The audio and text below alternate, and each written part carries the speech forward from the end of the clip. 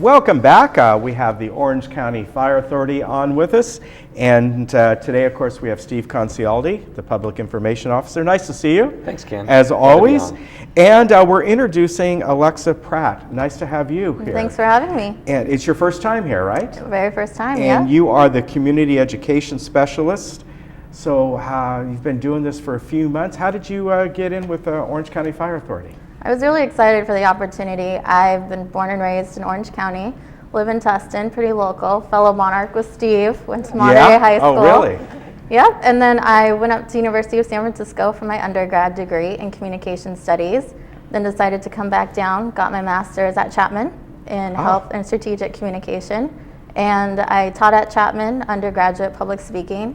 Very good. Yeah, and while I was doing all that, going to school, I was an EMT for an ambulance company and a little with Berkeley Fire. So this job is perfect. It kind of combines the two.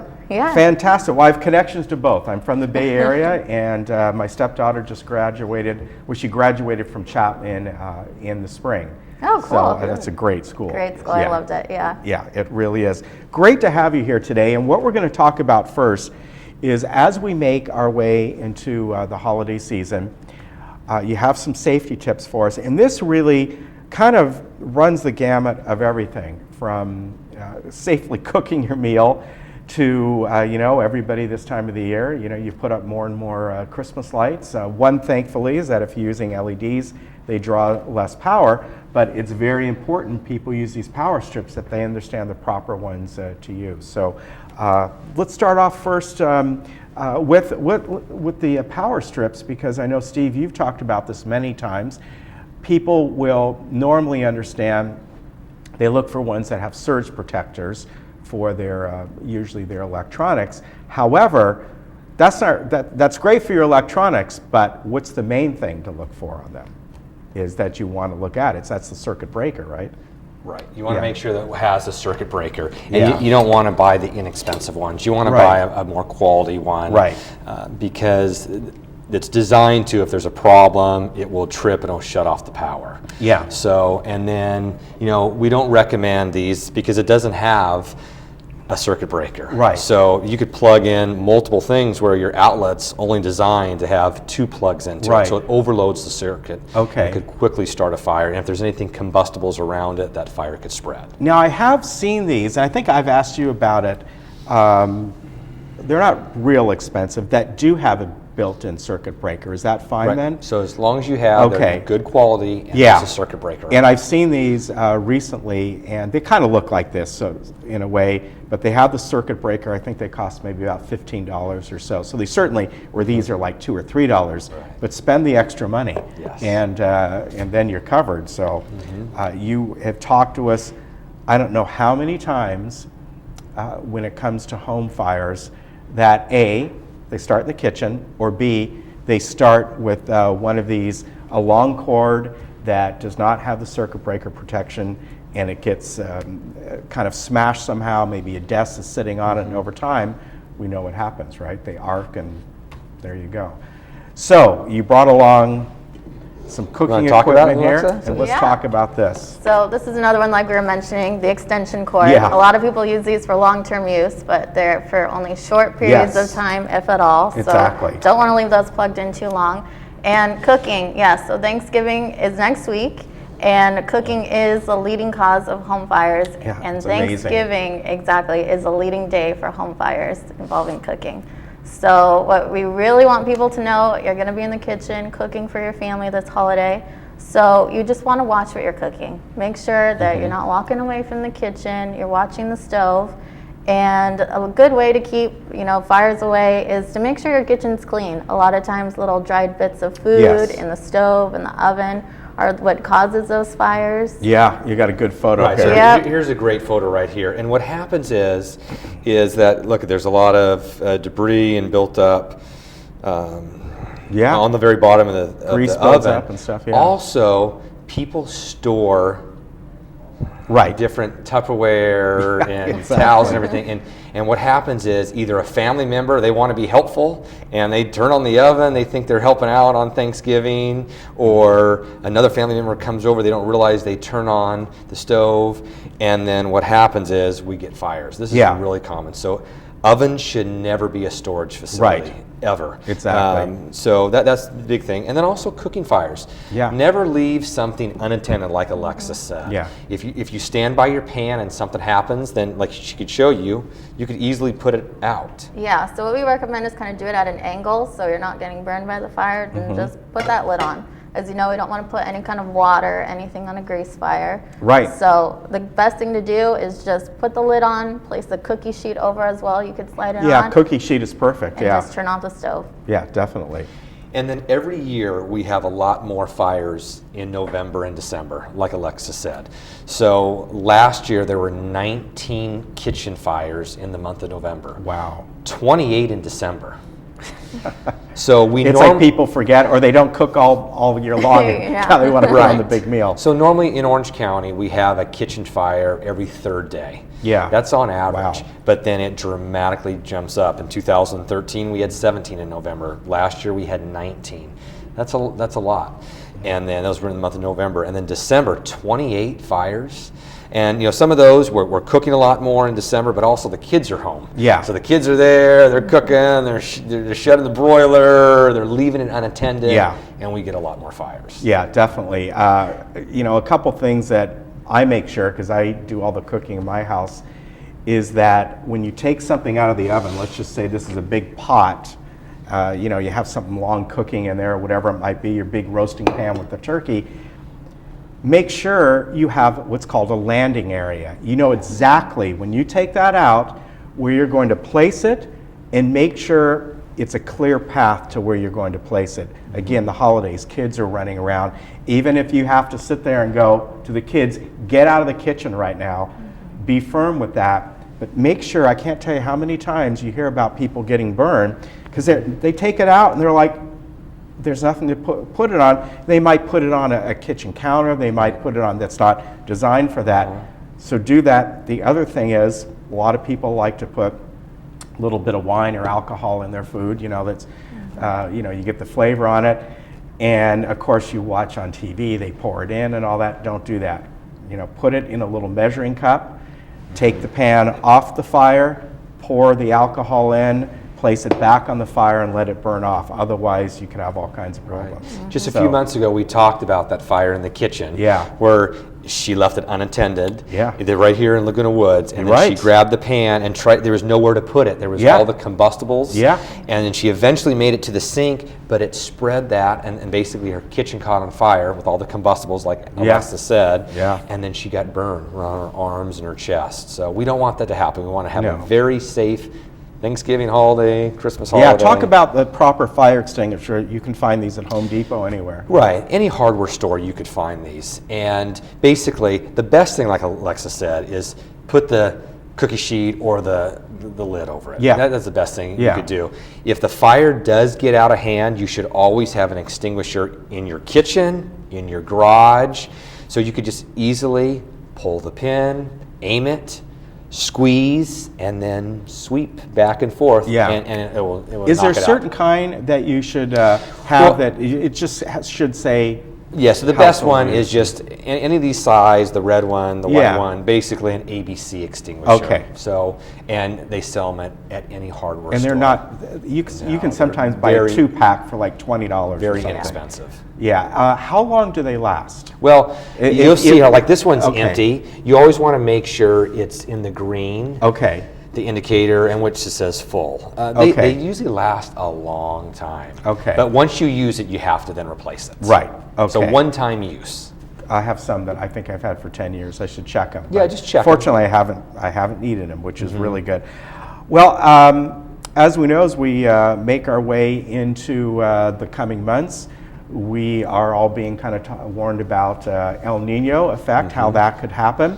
And one of the things I want to talk about, it's a little hard to see this on screen here, but for this area, if you need sandbags, certain stations will have free sandbags available. 22 are going to have that, right? Every fire station has sandbags. Okay. You can get up to 30 sandbags. Okay. And then 18 of our fire stations have sand. And it's That's listed. the important part. Right. Yeah. It's listed on this flyer, on the second page, all the stations that have sand. And in a lot of the city yards, for the cities will have sand available. Okay. So, but any resident in the city can go to any of the fire stations and pick up sandbags.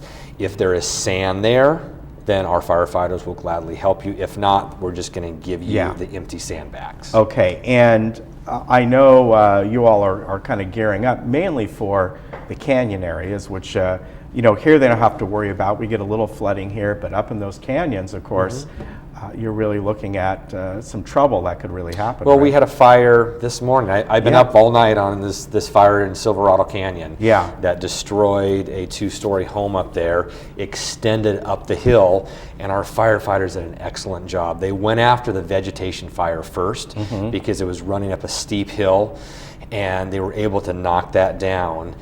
The home ended up being a total loss, but that could have extended, and if we had any Santa Ana winds behind it, even the incident commander last night said that would have been a devastating fire. Yeah. What we're concerned about now, we had back in September of 14, on the 12th, we had that 1,000-acre fire above the homes. Right. And we've already had mud and debris flows, a number of them. And we're going to come on November 30th with Jeff Shelton, our fire behavioral analyst, because we're still in fire season. Yeah, exactly. And then we know we have the rains coming and the El Nino, so we're going to talk in depth about it and the dangers of mud and debris flows. It's serious, but this is a great flyer here. Yeah. And also, I'll let Alexa talk about, we have a 6-week holiday safety campaign. Yeah. And this is part of it. So I'll let her just run through some of the things we're doing. Please do. Yeah, so in preparation for the holidays, because there's such an increased fire risk, we are basically giving our residents safety tips. The key points, we'll be hitting several topics throughout the 6 weeks, which each week covering a different topic. So we're going to be covering cooking, sandbags and El Nino, decorations, Christmas trees, and then heading into the new year. And great. We'll be giving out these tips in the community. You can find them on our social media pages, Facebook, Twitter, Instagram. And you can also sign up for our new Alert OC, nice. OCFA Community Alert page. So they can go on the link. It'll be on our website. It is ocfa.bbcportal.com. Okay. And you can sign up and receive email and text message alerts for our safety tips. All right, that's great. Good that you're doing that. Yeah. We're going to talk about, before we talk about something really great that happened in just a moment, we're going to talk about the drowning statistics, and you always put these out each month. And one of the things that really kind of jumps out at me here is when I see the age group breakdown. And yes, you would expect very young victims, unfortunately. But total incidents, as when you gave this to me, there were 38 from 0 to 4-year-olds.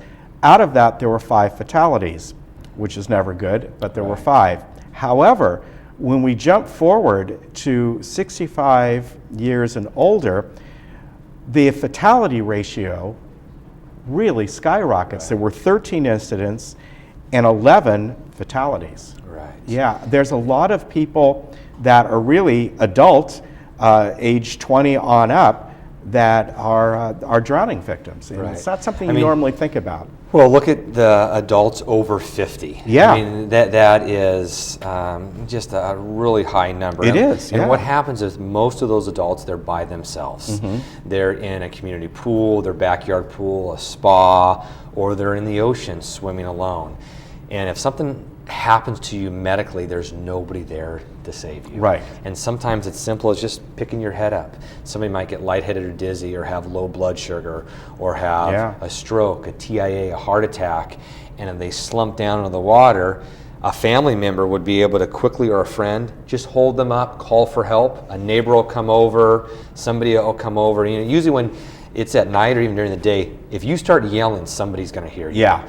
And too often these people are by themselves. Yeah. And so what they do is they slip underwater and they drown without a sound, just like children do. Yeah, and it's sad and it's totally preventable, and that's that's the point. But look at the adults over 50. Yeah. I mean, read that, just the instance involving adults over 50. That's just.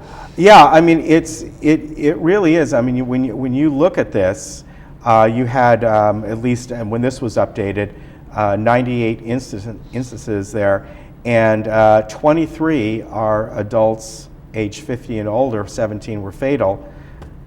It's just not something you think of. Almost half of all the fatals we've Yeah. had in Orange County Yeah. are the adults over 50 years old. I have to tell you, your residents here in Laguna Woods are listening to us, because out of all the cities in Orange County, there's 34 cities, plus a number of areas in here that we list to, there hasn't been one single drowning incident here. And there's only 3 other areas in Orange County where there hasn't been a drowning incident. So thank you, residents of Laguna Woods, for keeping your grandchildren safe, keeping yourself safe, and your loved ones safe. I want to get to, we got a roll in now of one of your dispatchers talked people through a birth. I think it was obviously the woman, but was it her sister-in-law? Or? No, so this was the grandmother that was calling. Oh, okay, the grandmother. So this is grandmother. It was her son's 33rd birthday that day. Yeah. And it was early in the morning. This was the second child, and the mom was 30 years old, and all of a sudden at around a little bit after 4 in the morning, she went into labor. Yeah. And so they just couldn't make it. So basically, she's in the bathroom. When you hear that, I'm not sure how much you're going to play of it, but she's in the bathroom. So Felicia, our dispatcher, did an outstanding job talking to Grandma. So Grandma gave instructions to her son, and then helped put the phone on speaker and helped deliver her grandchild as our firefighter paramedics are walking in the door. So we're going to listen to this. It was a long conversation, as you can imagine, but we've kind of edited it down to about 1 minute. So we got some photos to put up with it. So listen to this, and then we'll be right back. Your emergency? Yes, I think my daughter-in-law's having her baby. I don't think I can get her to the hospital. Okay, what city is she in? San Juan Capistrano. Listen, tell me if the baby's coming or not. Okay. Anthony, do you see the baby coming? They need to know. The paramedics are on their way. She's definitely dilated. Okay, so listen, everybody just take a deep breath, okay? She's coming. Okay, it's okay. Get ready to catch him. Put your hand at the baby's head. When the head comes out, I want you to support the baby's head, okay? Is the baby breathing? Yes. Okay, tap his foot a little bit. I need to hear him cry. I can't hear it. Okay, tap his foot a little bit. I need to hear him cry. Just cradle the head.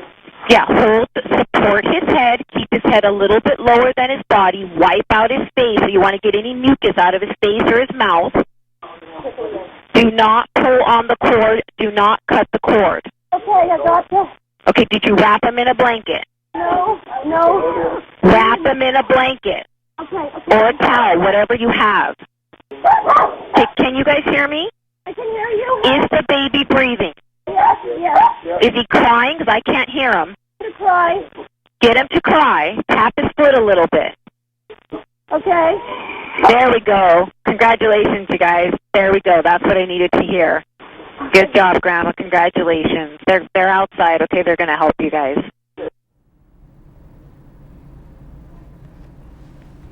Well, there you have it. Again, this has happened several times. Your dispatchers remain calm. They talk people through. They let them know, don't worry, the paramedics are on the way. And it turned out great, as you saw by the photos. Right. And a lot of your residents have called 911 over the years. Just know they're there for you. They're just a phone call away. Yeah, definitely. I've